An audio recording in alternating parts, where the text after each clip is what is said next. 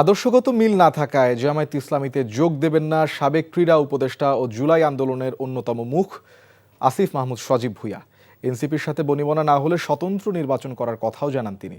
আর নির্বাচনের পরপরই সিদ্ধান্ত নেবেন বিএনপি না এনসিপিতে যোগ দেবেন তিনি। দুবাইতে সম্পত্তি বানানোর যে অভিযোগ নানা মাধ্যমে করা হয়েছে তার কোনো ভিত্তি নেই বলেও এনটিভিকে দেয়া সাক্ষাৎকারে দাবি করেন তিনি।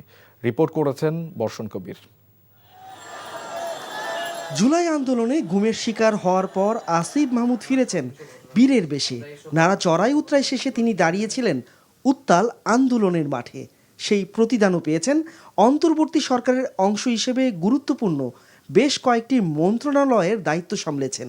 উপদেষ্টার পদ ছেড়ে আবার রাজনীতির মাঠে সজীব ভুঁইয়া, কিন্তু এখনও ঠিক করে উঠতে পারেননি কোন রাজনৈতিক দলে অংশ নেবেন তিনি। গন্তব্য যেখানেই হোক না কেন সেটি যে জামায়াত নয় সেটা নিশ্চিত করেছেন আসিফ। নির্বাচনের আগে পোলারাইজেশনগুলো খুব দ্রুত করছে, কিন্তু আমার ক্ষেত্রে আমি ভাবছি না খুব দ্রুত কোনো সিদ্ধান্ত নিতে। কথা বলছি সবার সাথেই, এনসিপির সাথেও কথা হচ্ছে, বিএনপির সাথেও কথা হচ্ছে, এবং অপরাপর রাজনৈতিক দলগুলো থেকেও নানা সময় বলা হচ্ছে আমাকে। না, জামাতের সাথে সেভাবে আলোচনা হয়নি, যেহেতু এটা আদর্শিক একটা ব্যাপার আছে এখানে। তো তবে আমি ভাবছি নির্বাচনের পরেই এ বিষয়ে চিন্তা করব, কারণ অন্যান্য প্রার্থীদের তুলনায় আমরা নির্বাচনী ট্রেনে যেহেতু একটু দেরিতে আরোহণ করেছি, ফলে আমাদের জন্য এখন ডাবল কাজ করতে হচ্ছে। উপদেষ্টা থাকা অবস্থায় বিভিন্ন মন্ত্রণালয় পরিচালনার সময় তার ব্যাপারে নানা দুর্নীতির অভিযোগ করা হয়। দেশ বিদেশ মিলিয়ে আসিফের সহযোদ্ধাদের অনেকেই দাবি করেছেন দুবাইতে সম্পদ গড়েছেন তিনি অবৈধভাবে।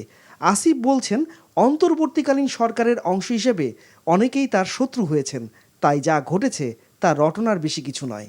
পৃথিবীর কোথাও এই জিনিসগুলো গোপন রাখা আসলে সম্ভব না। আমরা দেখেছি যে আমাদের ইনফ্লুয়েন্সাররা বের করে ফেলছেন। এটা কোনো গোয়েন্দা সংস্থার প্রয়োজন পড়ে নাই, কোনো রেগুলেটরি বডির প্রয়োজন পড়ে নাই। তো আপনারা তো দেখেন অনেক বিখ্যাত ইনফ্লুয়েন্সাররা আমার বিরুদ্ধেও অনেক কিছু চেষ্টা করেছেন, অনেক পয়েন্ট মেক করার চেষ্টা করেছেন, কিন্তু আজ পর্যন্ত কোনো কিছু থাকলে অবশ্যই একটা কথা আছে না যে আকাশে চাঁদ উঠলে সর্বলোকে দেখে। আসিফ আরও ব্যাখ্যা দিয়েছেন গণপ্রতিরক্ষার জন্য যে প্রকল্প তিনি হাতে নিয়েছেন সেটিকে প্রতিবেশী দেশের গণমাধ্যম মিলিশিয়া বাহিনী হিসেবে অপপ্রচার করেছে। সেই সঙ্গে হাদি হত্যাকাণ্ড ও এর পরবর্তীতে আইন শৃঙ্খলা পরিস্থিতির অবনতির কারণে অন্তর্বর্তী সরকারের সমালোচনাও করেছেন পদত্যাগী এই উপদেষ্টা। বর্ষণ কবির, এনটিভি নিউজ, ঢাকা।